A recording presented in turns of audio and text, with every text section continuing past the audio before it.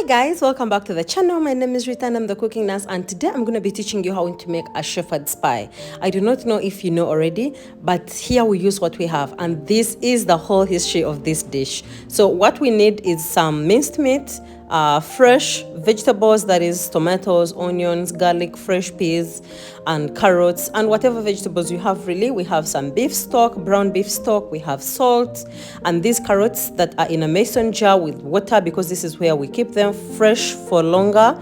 And yeah, and then we're going to be using spices, which include cumin, paprika and black pepper, and then we'll also be using some mozzarella cheese. You can use whatever cheese you want, and it's also optional. Now this dish originates from way back in the 1700s, where shepherds' wives, like peasant wives of those guys that were taking care of the sheep, would have to use whatever they had because there was a shortage. And so from their Sunday roasts, they would just use the remainings of the lamb and mince it and make this particular dish. You cannot believe that this was actually a budget dish. Wow. See, man, we are blessed. We are blessed. I'm so blessed to come from this land. So anyways, after chopping our potatoes, we are going to put them in water, wash them, and then drain them. And then straight, we are going to put them on fire. We want to cook them. The essence of cutting them into these small pieces is so that we can reduce the surface area, and so they'll cook much easier. Yeah, so they will not take forever. All you have to do is put in some little bit of water in your pan or pot, and then put the potatoes in there, cover them with some little bit of salt. Not too much salt, because if you put in a lot of salt and that water evaporates, the dish is going to be so salty. You need to be able to manage your salt. And then once that is cooking, we're going to work on our minced meat, which is like the main star.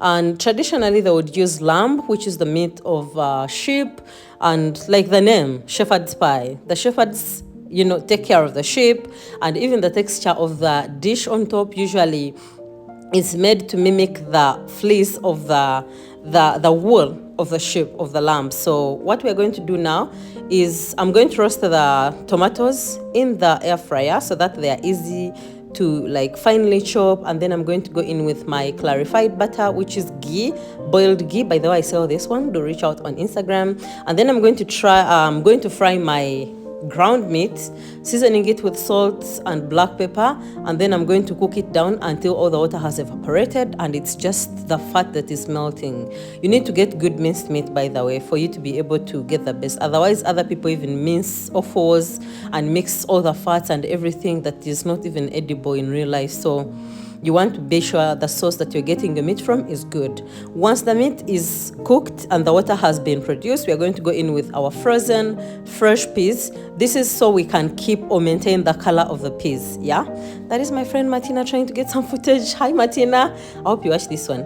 Anyways, we're going to just mix it up and then cover it until the peas are cooked properly, and then the little bit of oil that is being produced from the fat will add in the onions. I would suggest that you cut your onions into cubes, yeah, not this particular shape, because they are edible, yes, but they do not look that elegant. So make sure you cut them into these small cubes. And then we'll go in with our carrots, making sure to toast everything. If the minced meat you got doesn't have any bit of fat, you feel free to add in an extra drop of oil or fat, like the butter that we used. Now our tomatoes are roasted, and all we have to do now is transfer them onto a chopping board and cut them into a fine paste. Yeah, if you have canned tomatoes, no problem. If you can blend these ones, no problem. I do not like blending fresh tomatoes because then they require me to cook them for long. So this is much easier for me. Just roast them while I do other things, and then by the time I remove them, they are already mushy on their own, and they do not lose a lot of juices. In any case, I use either parchment paper or foil to trap the juices, and then I can return them. So you're going to put them into your minced meat mixture, and then go in with your spices, cumin, paprika, again black pepper, a little bit of it, and then I'll also go in with dark soy sauce. We are working with red meat, so I'm going to put in dark soy sauce. It's salty, so make sure you control the salt. Again, make sure to test the sauces that you buy off the counter, just in case you just see them on Instagram or YouTube. Someone says add in Worcestershire sauce or something like that, and you don't know how it tastes. That means you do not know what it does to your dish. And if you fail to do that, please make sure to sign up for a class, okay? I'll be so glad to hold your hand. So here we are. We added in some little bit of stock. And all we have to do now is like cook it down, and once the liquid has reduced, garnish with dhania or fresh coriander, and that's it. You're done. Your potatoes are also ready by now. This is a sped up video, of course. So by now the potatoes are ready. All we are going to do now is mash them. There's a clear video of mashed potatoes, but because we want this one's creamy, I'm going to go in and add a little bit of heavy cream, and then go in with my potato masher and mash everything together.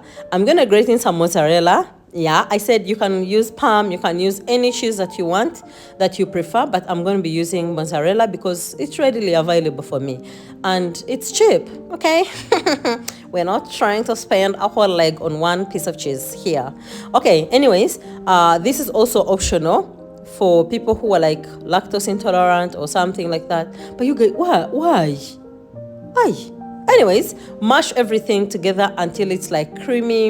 You can see the mozzarella is like sticky and gooey, but keep on mashing until everything is this texture and like whitish and creamy. You can add in butter, yeah. You can correct the seasoning, like test on your testing spoon and see if the salt is enough, and then you add in. Now our mash is ready. We do not want it like extra smooth, so I'm not going to pass it through a sieve like we do with the other minced mashed potatoes, the video that I already have on my channel. So this is it. Time to assemble. You need a baking tray. I'm just going to use this Pyrex dish. It's oven safe, so it's not going to break. Make sure you're using tempered glass just in case you want to bake in any piece of glass that you have in your house. But if not, make sure to go and buy oven safe dishes, okay? So after layering the minced meat down or on the bottom side, we're going to go on ahead and put in our mashed potatoes. I piped mine so that I have the texture that I was talking about. Other people would just put it there with a spoon or a spatula and then go on with a fork to draw lines just to mimic the fleece, the fleece of the sheep. So is it even called fleece? But yeah, the hair of the sheep. And then I'm going to grate some more mozzarella on the top of my shepherd's pie before putting it in the oven. Everything is already cooked. All we have to do now is like combine them together and let the cheese and let the flavors just get married and get to know each other much better. Once my mozzarella is like golden brown on top, I am going to remove it. There's a side piece that someone put in because they don't eat cheese. But yeah, it's ready, and here we are. Ready to dive in, ready to indulge and have some little bit of fun. If you're a lover of lasagna, by the way, shepherd's pie is like the cousin, okay? You do not want to go through the steps of making bechamel, layering everything, cooking the pasta, and all the drama that comes with lasagna. This recipe should be your friend, and I hope you enjoy just as much as we did.